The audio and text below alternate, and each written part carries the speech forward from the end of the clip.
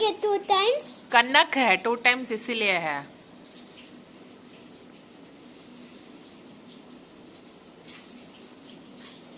Next अमन। क्या लिखा?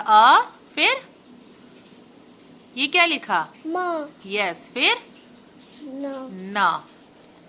अमन। Next ये क्या है? ये है अमन, म है वो। अमन। फिर लिखो हलचल। तू क्यों? Very good. फिर लिखो ल। च। Very good. फिर लास्ट में ल। हाँ, क्या हुआ? हल चल मीन्स मूवमेंट। मोमेंट। हाँ। फिर पनघट बोलो। पनघट। न। फिर घ। लास्ट में दिशु।